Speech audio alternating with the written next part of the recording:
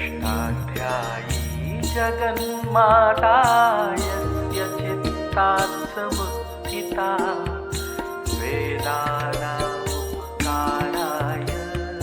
तस्मै पाणिनये नमः। माताजी, एक जिज्ञासा है। सिद्धांत कौमुदी के तिंकृत प्रक्रिया में और पौष्पी प्रक्रिया की तिंकृत प्रक्रिया में क्या भेद है? देखिए, घनांधकार में सारी प्रक्रिया चल रही है। जब से कौमुदी का उदय हुआ, अष्टाध्यायी अंधकार में चली गई। अष्टाध्यायी के अनुसार हमें शब्द बनाना चाहिए। अष्टाध्यायी लक्षण है, जिस शब्दों को हम बनाते हैं हमारे लक्ष्य हैं, तो हमको अष्टाध्यायी के अनुसार लक्ष्य तक पहुंचना चाहिए। तो सिद्धांत कौमुदी में और पौष्पी प्रक्रिया में जमीन आसमान का अंतर यह है कि सिद्धांत कौमुदी की प्रक्रिया अष्टाध्यायी से बहुत दूर छिटक के चलती है और पौष्पी प्रक्रिया पानी में अष्टाध्यायी से सट के चलती है, चिपक के चलती है, उसके पूरे मर्म का प्रकाशन करती है।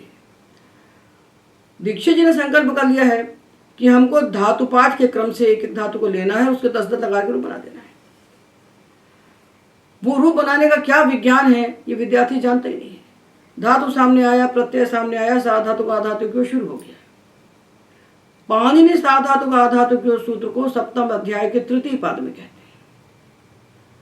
और धातु से प्रत्यय वो लगाते हैं तीसरे अध्याय में। तो भगवान पाणिनि का अभीष्ट क्या है कि सारे धातुओं से सारे प्रत्यय सिद्ध हो जाए। एक एक धातु के लिए नहीं है, सारे धातुओं से सारे प्रत्यय सिद्ध हो जाए, सारे तिंग, सारे कृत, सारे सनादि, सारे प्रत्यय सिद्ध हो जाएं। ऐसी विद्या वो बताते हैं मुट्ठी भर में। ये शास्त्र का मुष्टिमितम शास्त्र कहते हैं, मुट्ठी भर का शास्त्र है। उस मुट्ठी भर के शास्त्र को पहाड़ से भी ज्यादा दुर्गम बना दिया दीक्षित जी ने। तो पौष्पी प्रक्रिया का विद्यार्थी प्रक्रिया के समुद्र में झम्म से कूदता नहीं जाकर, क्योंकि भगवान पाणिनि दिखाते हैं हमको। भगवान पाणिनि दिखाते हैं, देखिए भाई, प्रत्यय सार्वधातुक हो सकता है, धातु से लगा है तो अर्धातुक हो सकता है, दो में से कोई होगा, दो में से एक होना ही पड़ेगा उसको। यदि धातु से लगा है तो या तो सार्वधातुक होगा या अर्धातुक होगा। यदि सार्वधातुक होगा कर्ता अर्थ में तो आपको विकरण लगाना पड़ेगा गणानुसार। तो विकरण के सारे सूत्र एक साथ देते हैं। तीसरे अध्याय के प्रथम पाद में कर्तरी शब्द से लेकर के वो सारे गणों के लिए विकरण हमको दे देते हैं। और यदि प्रत्यय अर्धातुक है तो सप्तम अध्याय के द्वितीय पाद में सारे प्रत्ययों के लिए, जिनके लिए संभव है, उन सारे अर्धातुक प्रत्ययों के लिए जाकर हमको एक साथ दे देते हैं। नेट वशीकृति से लेकर के युज जनो द्विचा तक, तो 7-2-8 से 7-2-78 तक पूरा उनका एक प्रकरण है। 71 सूत्रों का विजागम का है। उसका विचार करना चाहिए आधातु प्रत्यय लगाए तो। विकरण का विचार करना चाहिए यदि साधातु प्रत्यय लगाए तो। ये विचार पहले बुद्धि बनाइए, बच्चे को प्रत्यय दिखाइए कि प्रत्यय साधा, तो हम बच्चों को प्रत्यय दिखाते हैं कि ये साधातु प्रत्यय है या अर्धातु प्रत्यय है। इनके लगने पर आपको विकरणों का विचार करना है, इनके लगने पर आपको विकरण का विचार नहीं करना है, विजागम का विचार करना है। तो जब धातु से प्रत्यय लगाते हैं तो पहले प्रत्यय को 2 हिस्से बना देते हैं, सीधे सीधे 2 हिस्से बना देते हैं। यदि लकार प्रत्यय है, लकारों के स्थान पर तिंग है, तो तिंग के 2 विभाग बनाए उन्होंने, लट और लोट, लंग, विधिलिंग। ये 4 लकार सार्वधातुक हैं, बचे हुए लकार अर्धातुक हैं। लेट लकार में यदि सिप होता है तो अर्धातुक है, सिप नहीं होता तो सार्वधातुक है। पहले 2 विभाग बना दिए उन्होंने। फिर सार्वधातुक के लिए अलग कार्य कहते हैं, अर्धातुक के लिए अलग कार्य कहते हैं। तो साधातु प्रत्यय पर होने वाले धात्वादेश अलग कहते हैं, अर्धातु प्रत्यय पर होने वाले धात्वादेश अलग कहते हैं। तो साधातु प्रक्रिया में हमको 5 बातों की जानकारी होना चाहिए।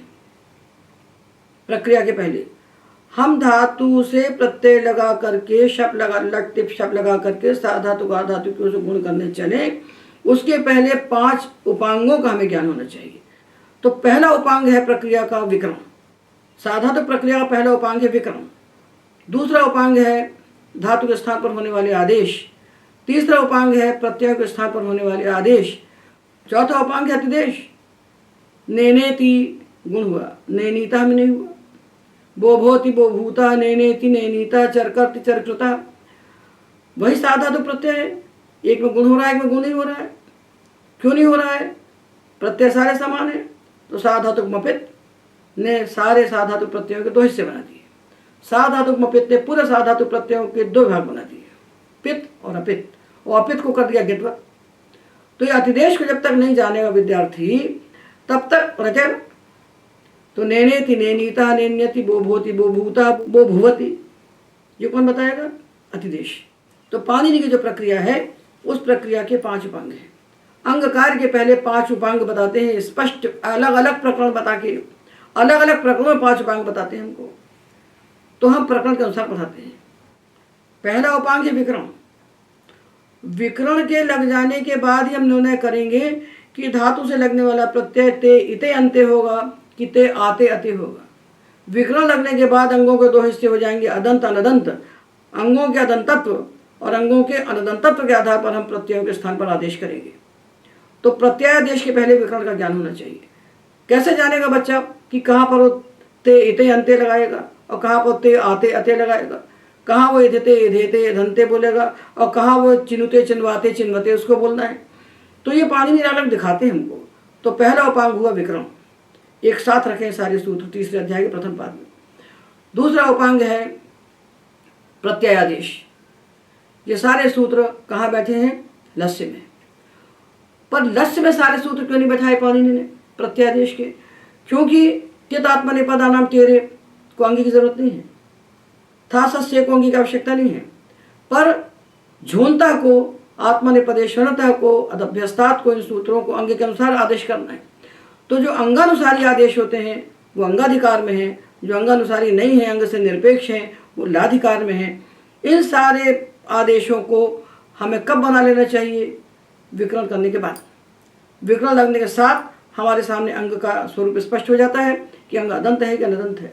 तो अंग के अनुसार 2 हिस्से में विकरण हमने बना लिए, अदंत अंगों के लिए, अनदंत अंगों के लिए। ऐसा नहीं कि जब प्यास लगे तब कुआं खोदें, एक धातु लिया उसके लिए अलग प्रत्यय बनाए, दूसरे के लिए अलग बनाए, फिर जो इत्यादि आ गया तो अलग से बनाना शुरू किया। तो अदंत अंगों के लिए प्रत्यय, अनदंत अंगों के लिए प्रत्यय, अभ्यस्त अंगों के लिए प्रत्यय, ये सब बनाने की क्रिया पाणिनि एक साथ एक प्रकार में हमको बताते हैं। तो कितने उपांग हो गए? 2।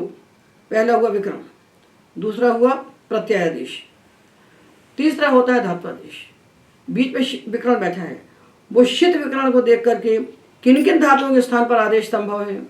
पा को पिब होता है, घ्रा को जिग्र होता है, दा को यक्ष होता है, ध्वा को धम होता है, ओकारांत को ओता शनि से लोप होता है, और क्रियादिगण के जो धातु हैं पुआदि नाम ह्रस्व, उनको ह्रस्व होता है।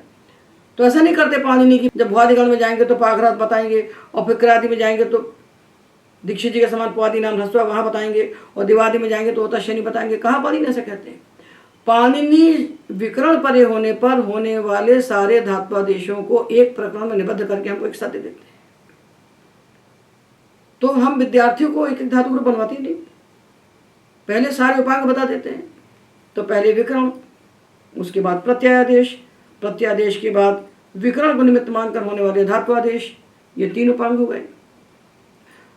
चौथा उपांग हमारा होता है द्वित्व और अभ्यास कार्य। कहाँ पर धातु द्वित्व होता है और द्वित्व होने के बाद अभ्यास कार्य होता है। तो द्वित्व का पूरा प्रकरण 6वें अध्याय के प्रथम पाद में देते हैं दीक्षित जी। तो लिट सन यंग चंग श्लू 5 प्रत्यय हैं जिनके परे होने पर द्वित्व होता है। तो साधातु प्रक्रिया में हमको कुछ श्लू चाहिए और बाकी 4 हम आधातु प्रक्रिया में बताते हैं। तो श्लू परे होने पर होने वाला द्वित्व, और द्वित्व होने के बाद पूर्वाभ्यासा से अभ्यास संज्ञा, और अभ्यास के स्थान पर होने वाले जो कार्य जो पाणिनि ने 7वें अध्याय के 4th पाद में एक साथ कह रखे हैं। पाणिनि ने सारे अभ्यास कार्य एक साथ क्यों कहे? ये तो दिखना चाहिए ना भाई, ये तो समझ में आना चाहिए प्रक्रिया लगाने वालों को। उस अभ्यास कार्य के पाणिनि 6 हिस्से क्यों करते हैं? 5 प्रत्यय परे होने पर द्वित्व होता है और अभ्यास कार्य के 6 हिस्से बनाते हैं। तो एक होता है पहला सामान्य अभ्यास कार्य जो 5 प्रत्ययों में होता है। उसके बाद लिट के लिए अलग अभ्यास कार्य, फिर श्लू के लिए अभ्यास कार्य, फिर सन के लिए अभ्यास कार्य, फिर यंग के लिए अभ्यास कार्य, फिर चंग के लिए अभ्यास कार्य। तो 6 विभाग बनाए। तो सामान्य अभ्यास कार्य और श्लू, इतना हमको अपेक्षित होता है साधातु प्रक्रिया में। और ये जब 4 उपांग हम बना लेते हैं, विकरण, प्रत्ययादेश, धात्वादेश और द्वित्वाभ्यास कार्य करके अंगों का निष्पादन, 3 प्रत्ययों के लिए अंगों का निष्पादन, इतना कार्य करने के बाद अब हम इस लायक होते हैं कि साधातु को आधातु की ओर से गुण करें, अंत के एक को पुगंत लघु बधा से गुण करें, उपधा के लघु एक को। इसके योग्य हम होते हैं? तो पाणिनि कहते नहीं, अभी योग्य नहीं होते, अभी आपको एक काम और करना है। वो काम क्या करना है कि ये जो प्रत्यय आपने बनाए हैं सार्वधातुक प्रत्यय आदेश करके निष्पन्न किए हैं। लट लोट लंग विधिलिंग लकारों के प्रत्यय बनाए तो लट के 18 बने, परस्मै पद आत्मनेपद के, लंग के 18 बने, विधिलिंग के 18 बने और लोट के 20 बने, 2 तातंग मिलाकर। ये प्रत्यय हुए 74। और जो कृत हैं शित, उनको हम साथ साथ पढ़ाते हैं। दीक्षित जी ने कृदंत शतशानच को कृदंत में डाल दिया और लट को यहाँ डाल के तिगंत में डाल दिया। अरे भाई, लट की प्रक्रिया जो है वही शतशानच की प्रक्रिया है। तो शतशानच चानस शानन खशायेश शध्य शध्य, ये 9 कृत और 4 लकारों के तिंग, ये सारे के सारे प्रत्यय जो हैं इनको पाणिनि एक साथ रखकर इनके 2 हिस्से कर देते हैं। एक सूत्र से इनके 2 टुकड़े कर देते हैं। वो सूत्र है सार्वधातुक मपित। अपित सार्वधातुक प्रत्यय गित होते हैं। तो अपित सार्वधातुक प्रत्यय गित होते हैं। तो पित कितने हुए? तो लट लकार में तीसरी मी, लंग में तासा अम, लोट में तू, आनी आव आम, अयाव हयामहि, ये 13 प्रत्यय इन 4 आकार के 3 प्रत्ययों में पित सार्वधातुक है, बचे हुए अपित सार्वधातुक है। और बचे हुए जो शित प्रत्यय हैं इनमें से शब पित सार्वधातुक है, बचे हुए अपित सार्वधातुक हैं। तो 13 और 1 14, ये कुल 90 प्रत्यय बनते हैं। तिंग कृत मिलाकर के, तिंग कृत विकरण मिलाकर 90 प्रत्यय सार्वधातुक संज्ञक हैं। इनमें से 14 पित सार्वधातुक हैं, बचे हुए अपित सार्वधातुक हैं। जो अपित सार्वधातुक हैं वो गित है। ये जब जान लेता है विद्यार्थी हमारा, तब उसको हम प्रक्रिया में प्रवेश कराते हैं। उसके पहले प्रक्रिया की तैयारी करते हैं। तो ये 5 उपांग पाणिनि ने अलग अलग कहे हैं। पाणिनि ने इनको उपांग नाम नहीं दिया है, इनको उपांग नाम हमने दिया है, क्योंकि सार्वधातुक आर्धातुक क्यों अंग कार्य है। वो अंग कार्य वही विद्यार्थी कर सकता है शुद्ध, जिसको इन सारे उपांगों का ज्ञान है। और हम प्रक्रिया यंग धातुओं से बताते हैं, क्योंकि वहाँ हमको बीच में विकरण का व्यवधान मिलता नहीं है। तो सार्वधातुक आर्धातुक का सूत्र आया तो उसको चाहिए इगंत अंगों को गुण करना है। तो कहाँ करेगा गुण? पित में करेगा, अपित में नहीं करेगा। तो नेनेति नेनीतः, बो भोति बो भूतः, चरकर्ति चरकृतः, यह सामने आ गया। इसको एक साथ उदाहरण, सूत्र की पूरी व्याख्या होना चाहिए नहीं, बस सार्वधातुक आर्धातुक को कितने उदाहरण चाहिए? 6 चाहिए। इगंत अंग चाहिए ना, तो ई उ उ रि री, 6 उदाहरण सार्वधातुक आर्धातुक सूत्र के साथ विद्यार्थी को मिलना चाहिए।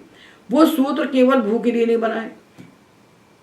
तो कौमुदी का विद्यार्थी एक धातु में अपनी सारी शक्ति क्षीण कर देता है और तब भी प्रक्रिया के विज्ञान को नहीं जानता।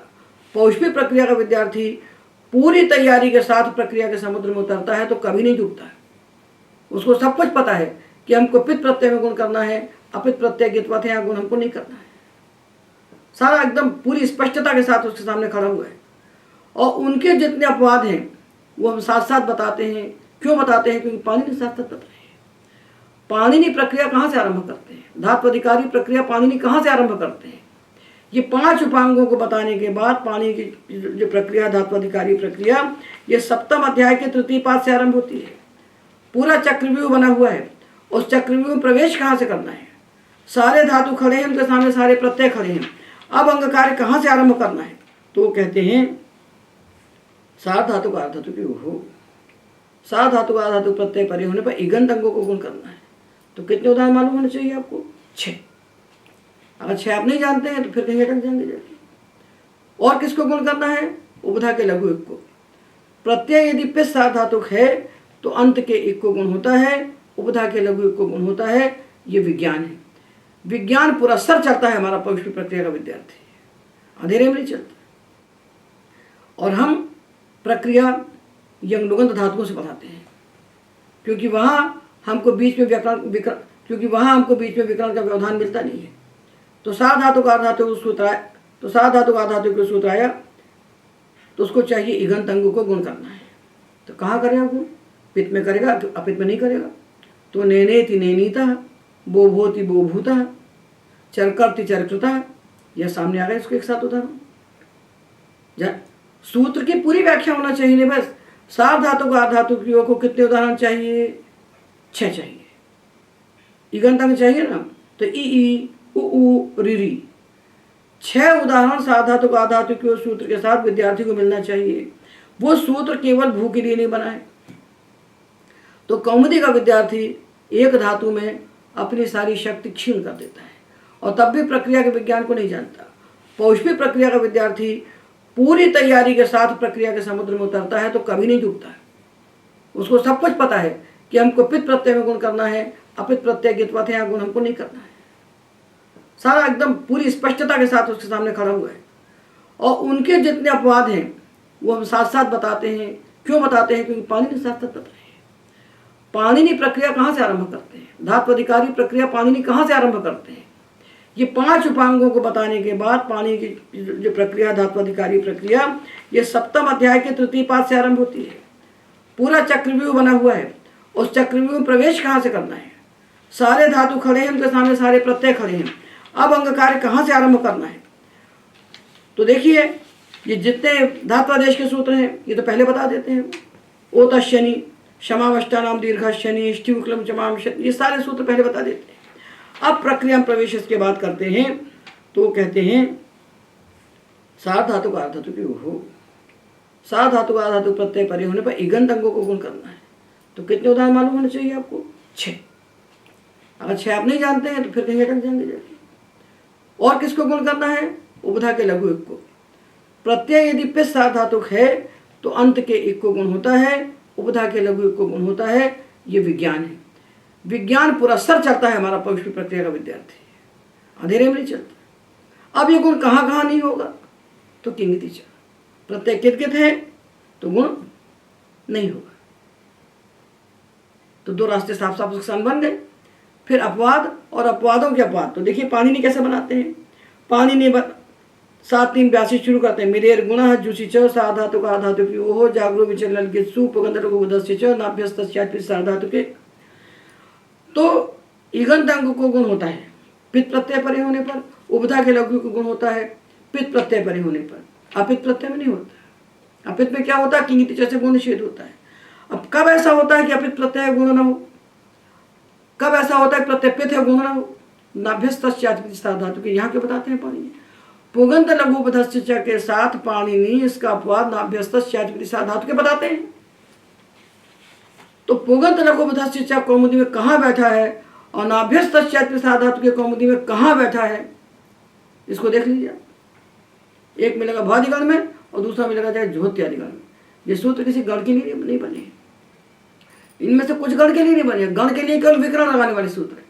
जो विकरण लगाने वाले सूत्र हैं वो गण के लिए बने हैं, और बाकी विकरण लगने के बाद वो सामान्य अंग बन गया। उसके बाद कोई कार्य पाणिनि अंग से नहीं कहते। तो जहाँ विद्यार्थी को हम बताते हैं कि उपधा के लघु को गुण होता है, वहीं बताते हैं प्रत्यय किटगत है तो गुण नहीं होता है। और वहीं बताते हैं कि यदि प्रत्यय पिस सार धातुक है आजादी और अंग की अभ्यस्त संज्ञा है तो भी गुण नहीं होगा। तो ले लिपानी ले लिपाव ले लिपाम ने निजानी ने निजाव ने निजाम गुण नहीं होगा। प्रत्यय पित है तो कब गुण होता है? पित प्रत्यय में होता है।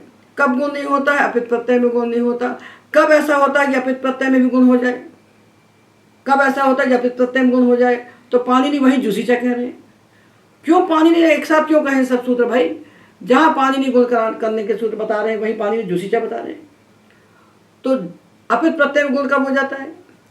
तो अभिभयु अजुहवु अभिभरु हो गया ना। तो पित्त में गुण होता है, अपित्त में गुण नहीं होता। पहला सिद्धांत पाणिनि ने दिया। पिस्सु गुणा पिस्सु गुण निषेधा, ये पाणिनि का पहला सिद्धांत निकला। यह पहले बताते हैं बच्चे को। उसके बाद उसको बताते हैं कि कभी ऐसा होता है पाद स्वरूप कि पित्त में भी गुण नहीं होता, नाभ्यस्त धातु के, और कभी ऐसा होता है कि अपित्त में गुण हो जाता है जुषिच। ये पाणिनि एक साथ क्यों कह रहे हैं? ये हम नहीं कह रहे हैं, पाणिनि कह रहे हैं। जहाँ पाणिनि सार धातु का धातु क्यों कह रहे हैं, जहाँ पुगंत उपधस्य कह रहे हैं, वहीं पाणिनि जुषिचा कह रहे हैं, वहीं पाणिनि नाभ्यस्त सार धातु में कह रहे हैं। तो सारे सूत्र पाणिनि एक साथ क्यों कह रहे हैं? क्योंकि पाणिनि की दृष्टि में 2 प्रकार के अंग दिख रहे हैं। क्योंकि तो ये सारे सूत्र पाणिनि एक साथ क्यों कह रहे हैं? क्योंकि पाणिनि की दृष्टि में 2 प्रकार के प्रत्यय दिख रहे हैं, पित्त और अपित्त। तो पाणिनि की सारी सार धातु प्रक्रिया पित्त अपित्त पर आधारित है। उसका विज्ञान करा के तब हम विद्यार्थियों को प्रक्रिया में प्रवेश कराते हैं। जबकि सिद्धांत कौमुदी में एक एक धातु के 10-10 लकार बना करके केवल विद्यार्थी से के लिए केवल विद्यार्थी को प्रयोग सिद्ध कराए जाते हैं। वो प्रयोग का कोई विज्ञान नहीं जानता। तो पाणिनि प्रक्रिया का विज्ञान है कि जब सार धातु प्रत्यय आप लगाते हैं तो आपको विकरणों का ज्ञान होना चाहिए, प्रत्यादेश मालूम होना चाहिए, धात्वादेश मालूम होना चाहिए, व्युत्वाभ्यास कार्य मालूम होना चाहिए, अतिदेश मालूम होना चाहिए। ये 5 साधातुक प्रक्रिया के उपांग हैं। इन 5 उपांगों को जानने के बाद विद्यार्थी को अधिकार बनता है कि साधातुक आधातुक के सूत्र को पढ़े। उसके पहले पढ़ के क्या कर लेगा, क्योंकि अपित प्रत्यय भी तो साधातुक है ना भाई, वो क्या साधातुक नहीं, वहां भी तो गुण की प्रवृत्ति होगी। तो ये 5 उपांग, इन 5 उपांगों के बाद एक सूत्र आएगा अंग कार्य का, और अंग कार्य के बाद सूत्र आएंगे संधि के। तो ऐसी सप्तपदी प्रक्रिया है। ये 7 कदम चलना पड़ता है इसमें। पौष्पी प्रक्रिया सप्तपदी प्रक्रिया है, पाणिनीय प्रक्रिया सप्तपदी प्रक्रिया है। इसको पौष्पी प्रक्रिया ने उद्घाटित किया है। पौष्पी प्रक्रिया में अपना कुछ भी नहीं है, अपना कहने के लिए कुछ भी नहीं है, जो कुछ सब पाणिनि का है। ये पाणिनि के अष्टाध्यायी के भीतर ये सारे प्रकरण अलग हैं। यहाँ धात्वादेश के सूत्र अलग प्रकरण में बैठे हैं, विकरण के सूत्र अलग बैठे हैं, इसमें विकरण के सूत्र अलग बैठे हैं, अतिदेश के सूत्र अलग बैठे हैं प्रथम अध्याय के द्वितीय पद में, प्रत्यादेश के सूत्र अलग बैठे हुए हैं, बैठे हैं ना, धात्वादेश के सूत्र अलग बैठे हुए हैं।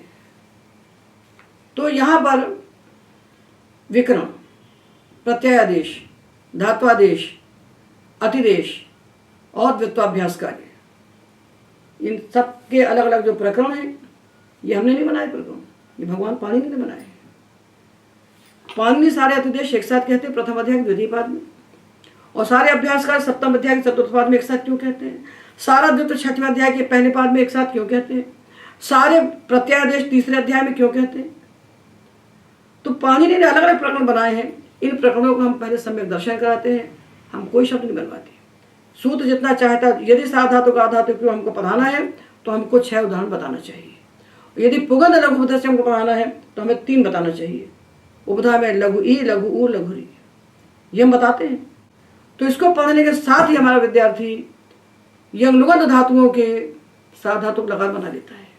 तिप पित है, तस अपित है, इसका कार्य अलग है, इसका कार्य अलग है। ये 2 रास्ते पित अपित के हम साफ साफ दिखा देते हैं, और इनका सम्यक विज्ञान कराने के बाद विद्यार्थी को रूप हम नहीं बनवाते, उसके बाद रूप स्वयं बनाता है। और सिद्धांत कौमुदी का विद्यार्थी उतना ही बना सकता है जितना उसको सिद्धांत कौमुदी में लिखा हुआ दिखता है। एक बात। दूसरी बात, बहुत बड़ा दोष सिद्धांत कौमुदी का जो है, बहुत बड़ा दोष है कि जो सूत्र है एक प्रयोग के लिए बना है क्या, सूत्र जितने के लिए बना है साधातुक आधातुक क्यों 6 के लिए बना है। पुगंध लघुपद से 3 के लिए बना है। वचस्तुपि यजादि नाम की 11 धातु के लिए बना है। तो ग्रहित या वही विधि 9 धातुओं में कितु गित के लिए बना है।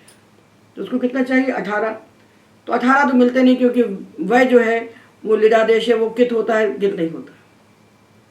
तो 17 चाहिए। ग्रहित जा के 17 उदाहरण विद्यार्थी को हम बताते हैं, वचस्वपी के 11 उदाहरण विद्यार्थियों को हम बताते हैं। बताते हैं नहीं बताते हैं, छोटे छोटे बच्चे को बताते हैं, देखो ये 11 धातु बच्चे आती हैं, इनके सामने कित प्रत्यय आएगा तो इनको आपको इस प्रकार से संप्रसारण करना है। और संप्रसारण करने के बाद क्या करना है, संप्रसारण अच्छे से आपको पूर्ण रूप करना है। यदि संप्रसारण के पहले हल है तो आपको हल से लीड करना है। ये सारी प्रक्रिया बता देते हैं। अब सिद्धांत कौमुदी में क्या होता है देखिए, सिद्धांत कौमुदी में सूत्र आता है ग्रहित वही विधि। सिद्धांत कौमुदी में किसी भी सूत्र का पूरा अर्थ नहीं है। सिद्धांत कौमुदी के सारे सूत्रों का के जो अर्थ हैं वो जिस प्रयोग के लिए सूत्र को उठाया है, केवल उसी प्रयोग को बताने के बाद सूत्र क्षीण हो जाता है। जिस प्रयोग के लिए उठता है उस प्रयोग को बताने के बाद क्षीण हो जाता है। तो क्या सूत्र को उसी प्रयोग के लिए पाणिनि ने बनाया है? तो पूरा दर्शन ही नहीं होता सूत्र का। वे धातु लिया और वेयो वही कर दिया, और वेयो वही से लिट लगा में वाय बना दिया दीक्षित जी ने, वाय बना दिया। और जब अतुस आया तो अतुष्कित हो गया। अतुष्कित हो गया तो ग्रहित ज्या वही व्यधि वष्टि विचरि पृष्ठति पृच्छति वृज्जिति नांगिति च से संप्रसारण प्राप्त हुआ। प्राप्त हुआ ना, तो होता है क्या? नहीं होता। तो कहते हैं एशाम कितकिति संप्रसारणम स्यात् इति यकार से प्राप्ते लिटि वयो यह। न एक भी उदाहरण कित का है, न एक भी उदाहरण कित का है। 9 में से एक भी धातु का एक भी उदाहरण नहीं है, क्योंकि इसको उठाया किस में है? वेयो वही में, और वह को संप्रसारण होते ही नहीं है। लिटि वयो यह आ गया। तो सूत्र आया, सूत्र का एक भी उदाहरण नहीं है। और अन्यत्र जहाँ सूत्र आते हैं वहाँ जिस प्रयोग के लिए प्रकट किए जाते हैं केवल उतनी बताते हैं। एक प्रयोग के अलावा सूत्र का सारा भाग अब व्याख्यात रह जाता है कौमुदी। सिद्धांत कौमुदी में एक भी सूत्र अपने पूरे अर्थ का प्रकाश नहीं करता, क्योंकि वो एक प्रयोग के लिए प्रकट होता है और उतने प्रयोग को बना करके वो क्षीण हो जाता है। तो बाकी सारा का सारा अर्थ बुद्धिगम्य रह जाता है। तो हर बच्चा इतना तेजस्वी, इतना मेधावी नहीं होता, इतना अध्ययनशील नहीं होता कि वो उसमें से अर्थ को प्रकट कर ले। इसलिए बच्चे गुरुओं के पीछे पीछे घूमते रहते हैं और गुरु जी को फुर्सत नहीं होती पढ़ाने की। और पौष्पी प्रक्रिया का विद्यार्थी पुस्तक को लेकर अपने आप पढ़ सकता है। यदि हमने प्रवेश करा दिया, 5 उपांग हैं, अंग कार्य के पहले 5 उपांगों का आपको ज्ञान होना चाहिए। उन उपांगों के पहले आपको 3 बातों का और ज्ञान होना चाहिए कि सबसे पहले आप जिससे तिंग प्रत्यय लगाना चाहते हैं उसकी धातु संज्ञा होना चाहिए। धातु संज्ञा करने के बाद इस संज्ञा होना चाहिए। पाणिनि इस संज्ञा के सारे सूत्र एक साथ क्यों कहते हैं? प्रथम अध्याय के 3 पाद में उपदेशे जन्नासी के थलंत्यम न विभक्तौ तुस्मा आदि यूटो जवश्य प्रत्यय से चुटुल शक तद्धिते तस्य रूपा। ये 8 सूत्र एक साथ क्यों कहते हैं पाणिनि? ये 8 सूत्र सिद्धांत कौमुदी में 8 जगह बैठे हैं। विकरण के सूत्र 10 जगह बैठे हैं। इडागम के सूत्र पूरे ग्रंथ में छिन्न भिन्न होकर पड़े। सारे प्रकरणों की चिंधी चिंधी करके दीक्षित जी ने बगार दी है, पूरे उसमें बिखरा दी है, क्योंकि उनको एक प्रयोग बनाना है। उनके सामने एक प्रयोग है, पाणिनि का ऐसा सूत्र जो अनंत शब्दों की सिद्धि करने का सामर्थ्य रखता है। उस सूत्र को आप एक प्रयोग बना के क्षीण कर देते हैं और सूत्र का अर्थ को व्याख्यात ही नहीं करते हैं। इसलिए कौमुदी की प्रक्रिया पाणिनि के मर्म का स्पर्श नहीं करती। इसलिए सर्वात्मना अग्राही है और पौष्पी प्रक्रिया ग्राही है, क्योंकि वो प्रक्रिया ही नहीं है, वो पाणिनि है, वो साक्षात पाणिनि है। पाणिनि को सुनना है पाणिनि के मुख से तो आप पौष्पी प्रक्रिया पढ़िए। ये साधातुक की बात हुई। अब आधातुक प्रक्रिया में गए। सर्वात्मना भेद नहीं साधातुक आधातुक में, पर जहां तक समान है कहीं जाके अलग हो जाते हैं। और तिंकृत प्रक्रिया का भेद ही नहीं है और सनाद्यंत की कोई प्रक्रिया नहीं है। वो तो इसी साधातुक आधातुक समाहित हो जाएंगे। जितने सनादि प्रत्यय हैं उनमें कोई भी साधातुक नहीं है। और क्यच काम्य चुप है तो साधातुक आधातुक कुछ भी नहीं है। तो विद्यार्थी को पहचान कराना चाहिए ना। तो आधातुक प्रक्रिया में जब हम जाते हैं तो 4 हमारे उपांग तो ज्यों के त्यों होते हैं। तो धात्वादेश, प्रत्ययादेश, अतिदेश, व्युत्वाभ्यास कार्य, 4 उपांग तो हमारे ज्यों के त्यों रहते हैं, जिनको हम प्रकरण दिखा चुके हैं। वही विद्यार्थी खुद देख लेता है। एक बदल जाता है हमारा उपांग, वो है कि साधातुक परे होने पर हमको विकरण लगाना है, आधातुक परे होने पर हमको न गण चाहिए न विकरण। वहाँ हम इडागम का विचार करते हैं। इडागम विचार पुरस्सर होता है। तो ये धातुओं के गण बने हैं 10 और धातुओं के लिए विकरण बने हैं। ये गण और विकरण दोनों क्षीण हो जाते हैं साधातुक प्रत्यय लगाने के बाद। आधातुक प्रत्यय को न गण चाहिए न आधातुक प्रत्यय को विकरण चाहिए। पर दीक्षित जी का वो भूसत्तायाम छूटते ही नहीं। वो सन बनाएंगे तो भूसत्तायाम, यंग बनाएंगे तो भूसत्तायाम, सन बनाएंगे तो बुभूषति, यंग बनाएंगे तो वो भूयते। छूटता ही नहीं है कहीं भी। उनसे भी नहीं छूटता। जितने कौमुदी का अनुसरण करके लिखे हुए ग्रंथ है धातु रत्नाकर जैसे, उनसे भी नहीं छूटता। हमको तरस आता है इनकी बुद्धि पर कि इतने तो बड़े कोश आप रख के लिख के चले गए और आप गणों के अनुसार बना रहे हो। गण के अनुसार सन बना रहे हैं। भुआदिगण के संदंत, अदादिगण के संदंत, जुगोत्यादिगण के संदंत, भुआदि के यंगत, अदादि के यंगत, जुगोत्यादि, ये कोई बात होती है? तो इन लोगों को जो ग्रंथ प्रक्रिया, ये जो कौमुदी ग्रंथ लिखा गया है, इनको पाणिनि के मर्म का बिल्कुल ज्ञान नहीं है। और इसका अनुसरण करके जितना भी लिखा गया है इतने वर्षों में, प्रक्रिया ग्रंथों लगभग शुरू हुए थे 9वीं 10वीं शताब्दी में, तब से लेकर के आज तक जितना लिखा गया पौष्पी प्रक्रिया के पहले, ये सब अंधेरे में टटोलने वाला रास्ता है। और स्वयं प्रकाश मार्ग केवल पौष्पी प्रक्रिया है, क्योंकि ये पाणिनि का प्रकाश करता है। इसका अपना कुछ भी नहीं है। एकदम पानी से सट करके पाणिनि के प्रकरण को सामने रख करके प्रक्रिया का विज्ञान हम विद्यार्थी को बता देते हैं। विद्यार्थी अपने आप बनाता है और हंसते खेलते हुए बनाता है। उसको कहीं से कोई क्लेश नहीं होता। और सूत्र अपने अर्थों को अपने आप बनाते चलते हैं। एक पाणिनि प्रशस्ति हमने पढ़ी थी गोपाल शास्त्री जी की। वो कहते हैं, प्रवृत्ता पाणिनेः कालात् स्वयं सूत्रार्थ भृन नदी तन निरोध करी क्वाद्य गिरिका पथि कौमुदी। पाणिनि के काल में ये जो अष्टाध्यायी विद्यार्थी पढ़ता है, हम इसको 4-5 उपाय बता देते हैं विद्यार्थी को कि सूत्र का अर्थ कैसे बनता है। ये उपाय बता देते हैं। और यदि विद्यार्थी वास्तव में विद्यार्थी होना चाहिए। यदि पढ़ने वाला बच्चा है तो अपने आप अर्थ बनाता है। सूत्र का अर्थ करने के लिए पहली बात तो जो जिस क्रम में बैठा है उसी क्रम में बैठेगा तो अर्थ को बताएगा। जमीन में लगा हुआ पौधा है तो फल देगा, और उसकी एक शाखा निकाल के पलट रख देंगे तो ना उसमें फल होगा ना फूल होगा, कुछ नहीं होगा उसमें। तो ये अपने स्थान पर जहाँ सूत्र बैठा है वो अर्थ कैसे बनाता है। उसको चाहिए अधिकार एक, दूसरा चाहिए अनुवृत्ति, तीसरा चाहिए उसको परिभाषाएं, चौथा चाहिए क्रिया का अध्याहार। तो अधिकार, अनुवृत्ति, परिभाषाएं और क्रिया का अध्याहार ये सब मिलके सूत्र के अर्थ को वहीं के वहीं बना देते हैं।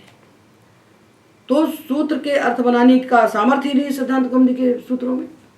सिद्धांत कौमुदी के सूत्रों में अपने अर्थ को प्रकाश करने का सामर्थ्य ही नहीं है, क्योंकि तो कटी हुई डाल के समान पड़े हुए हैं। वृक्ष से कटी हुई डाल के समान यहाँ वहाँ बिखरे पड़े हैं, वो बेचारे क्या बताएंगे। तो जो टीकाकार हैं वो इतनी मशक्कत करते हैं, इतनी मेहनत करते हैं कि यहाँ से यह इति अनुवर्तते इति अधिक्रियते, ये सब बता के बेचारे टीकाकार यदि प्रकाशित न करें तो सिद्धांत कौमुदी तो घनाधिकार है। इसलिए उनका उपकार है जो सिद्धांत कौमुदी का अर्थ का प्रकाश हो जाता है। किंतु पौष्पी प्रक्रिया को पढ़ने से आपको किसी की आवश्यकता नहीं है। यदि समझदार बच्चा है तो 10-12 साल का बच्चा अपने आप सारे शब्दों को स्वयं सिद्ध कर लेता है। ये बहुत बड़ी बात है और ये वस्तुतः युग का परिवर्तन है। युग का परिवर्तन है, आज नहीं तो कल समझ में आएगा। भवभूति क्या बोल गए, उत्पत्स्यते च मम कोपि समान धर्मा कालो ह्ययं निर्वधिर विपुला च पृथ्वी। कभी न कभी तो कोई पैदा होगा हमारे समान, ये काल निर्वधि है और धरती विपुल है। और इसीलिए हमने संस्था बनाई है पाणिनि शोध संस्थान। इसको बनाने का एकमात्र उद्देश्य है कि पाणिनि के जिस मार्ग को हमने देखा है इसको अपना शरीर छूटने के पहले हम इस धरती को दे जाएं। ये भारतवर्ष की धरती का जो ऋण हमारे ऊपर है उस ऋण को चुकाने के लिए संस्था हमने बनाई है। 25 साल से संस्था में हम काम कर रहे हैं और हजारों विद्यार्थियों को हमने इस विद्या का प्रकाश दिया पौष्पी प्रक्रिया का। उनमें कुछ के पास तो विद्या रहेगी निश्चित रूप से, और ये पौष्पी प्रक्रिया से ही व्याकरण पढ़ा जाएगा, क्योंकि सब लोगों को सीधा सरल उपाय चाहिए। पाणिनि का जो प्रकाश है उसको ढांकने का काम सिद्धांत कौमुदी ने किया है और हमने उस आच्छादन को हटाकर पाणिनि को पुनः प्रकाशित करने का काम किया। ये भेद है सिद्धांत कौमुदी और पौष्पी प्रक्रिया।